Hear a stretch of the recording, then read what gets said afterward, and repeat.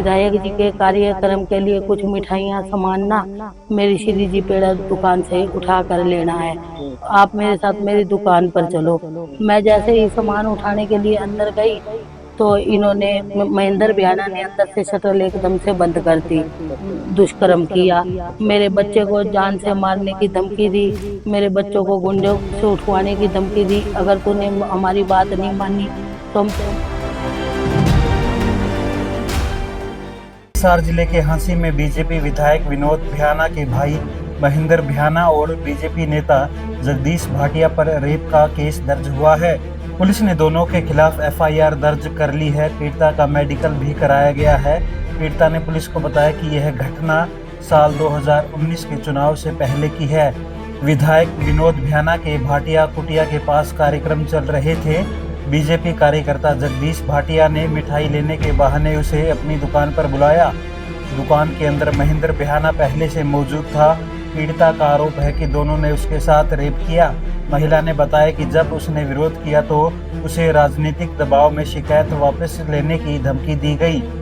इस high profile मामले के सामने आने के बाद हांसी की राजनीति में हलचल मच गई है। हंसी विधायक विनोद भयाना ने इन आरोपों को बेबुनियाद बताया है। उनका कहना है कि यह उन्हें और उनके परिवार को बदनाम करने की साजिश की जा रही है। फिलहाल पुलिस पूरे मामले की जांच में जुटी है। ये 2019 की घटना है जी। 2019 के चुनाव से 4-5 दिन की पहले की बात है। विधायक श्री विनोद भयाना जी के भाटिया कुटिया के पास कार्यक्रम रखे हुए थे। अच्छा। वहाँ पे ये जगदीश भाटिया है जी, भाजपा पार्टी का कार्यकर्ता, और ये वहाँ पर अपनी मिठाइयाँ देता है कुटिया में जाकर। और प्रोग्राम रखे हुए थे विधायक जी के कार्यक्रम के लिए।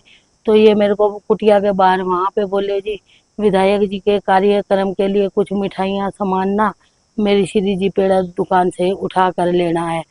आप मेरे साथ मेरी दुकान पर चलो। मैं इनको ऐसे पुराना पड़ोसी होने के नाते, पड़ोस में दुकान है, इनको उस तरह से मैं जानती थी। इस तरह मैं भरोसा करके इनके साथ इनकी दुकान पर चली गई। अच्छा। दुकान पर चली गई जी। दुकान पे जाने के बाद ये मेरे को अंदर लेके गए। दुकान के अंदर लेके जब गए ना जी, वहाँ पे महेंद्र भयाना, विधायक श्री विनोद भयाना जी का भाई, पहले वहाँ से मौजूद था। और मेरे को दुकान के अंदर यह कह के भेजा कि सीढ़ियों के पास सामान रखा है, उठा लो।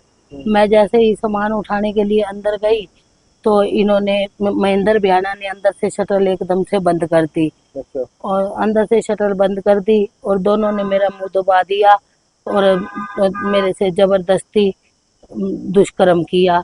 मेरे बच्चे को जान से मारने की धमकी दी, मेरे बच्चों को गुंडों से उठवाने की धमकी दी। अगर तूने हमारी बात नहीं मानी तो हम तेरे बच्चे को गुंडों से उठवा देंगे। हमारी सरकार में पावर है, विधायक हमारी हर बात मानता है, वो हमारा कुछ भी नहीं कर सकेगा। मेरे को डरा धमका के इन्होंने जबरदस्ती मेरे साथ दुष्कर्म किया। उसके बाद मैंने भयाना जी को कुछ दिन बाद यह बात जाके बताई।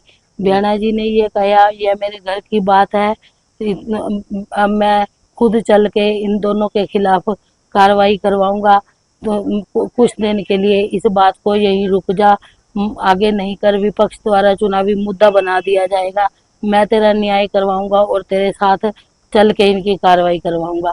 2019 से लेके 5 साल हो गए जी, मैं विधायक जी की कोठी पे चक्कर काटती रही हूँ। विधायक जी ने इनके खिलाफ कोई कार्रवाई करवाने की मेरी मदद नहीं करी और ना ही मेरे साथ चल के कोई न्याय करवाया। लेकिन बार बार इनकी धमकियों और डर से मेरे बच्चे की और मेरे को जान का खतरा बना हुआ था। उसको देखते हुए मैंने अपनी कंप्लेंट जो है पुलिस विभाग, प्रधानमंत्री जी से लेके महिला आयोग तक सबको लिखी। जहां आज महिला पुलिस ने आज कल रात 19/6/25 को मुकदमा दर्ज किया है जी। तो क्या आपके साथ एक ही बार ये इन्होंने दुष्कर्म किया, उसके बाद भी कभी नहीं? इन्होंने एक ही बार दुष्कर्म किया था और उसके बाद ये मुझे लगातार से ही यही धमकी देते आ रहे हैं, अगर तू पुलिस को बात कह दी तो तेरे और तेरे बच्चे को जान से मार दिया जाएगा। मेरा बच्चा नाबालिग था, छोटा था, मैं डरती आई, लेकिन मेरे को भ्याना जी ने ये कहा था भाई मैं खुद चल के कार्रवाई करवाऊंगा और तेरे साथ चलूंगा। जी। और लेकिन भ्याना जी ने, विनोद भ्याना जी ने मेरी कोई इमदाद नहीं करी और उल्टा उन्हीं का पक्ष लिया और मेरा न्याय नहीं किया भ्याना जी इस ने। दौरान कभी आपको कुछ पैसे से मामला सारा सेटल करने की भी कुछ बातें आई? ये अब आज 15 दिन हो गए हैं जी मुकदमा दर्ज से पहले मेरे को थाने के अंदर भी राजनीतिक काफी बंदे आए भाई इस दरखास्त को वापस ले ले। मेरे घर पर भी चल के आए भाई इस दरखास्त को वापस ले ले। मैंने सबको ये कह दिया भाई मैं इस दरखास्त को वापस नहीं लूंगी, चाहे भ्याना जी कुछ करेंगे मैं नहीं डरूंगी। मैं अब अपनी लड़ाई सरकार से, अपनी पुलिस विभाग से अपनी न्याय मांगूंगी। आखिरी बार आपकी कब विधायक विनोद भ्याना से बात हुई? आखिरी बार मेरी विनोद भ्याना जी से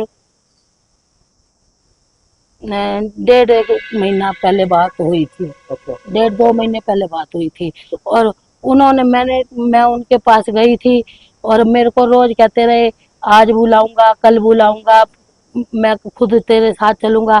आखिरी बार जब मैं गई मैंने कहा भ्याना जी आप मेरी इमदाद नहीं कर रहे हो, मेरे को वो लोग धमकी दे रहे हैं, आप मेरे साथ चल के कार्रवाई करवाओ। धमकी किस तरह की दी गई आपको? मेरे को यही धमकी देते रहे हैं ये दोनों भाई अगर तू पुलिस में कोई कंप्लेन करेगी तो तेरे बच्चे को उठवा के और तेरे को भी जान से मरवा देंगे। हम सरकार के पावरफुल बंदे हैं, हमारा पुलिस भी कुछ नहीं बिगाड़ सकती। तो आपने घटना के बाद सबसे पहले आपने किसको ये पूरी जानकारी दी? मेरे घटना के बाद मैंने विधायक विनोद भ्याना जी को ये पूरी जानकारी दी। आपके परिवार में और कौन कौन लोग हैं? मेरी बूढ़ी बीमार माँ है और मेरा बच्चा है। जी। आपके पति की क्या? तलाक हो चुका है जी। अच्छा, तो ये आपने जो पुलिस में जो शिकायत दी है क्या मामला दर्ज हो चुका है? हाँ जी, FIR कल 19/6 को कट चुकी है जी। अच्छा, अब पुलिस क्या करती है वो आप देखो जी। आप क्या चाहते हैं इस पूरे मामले में, क्या चाहते हैं? मैं ये चाहती हूँ जी इन दोषियों को सजा मिलनी चाहिए जी।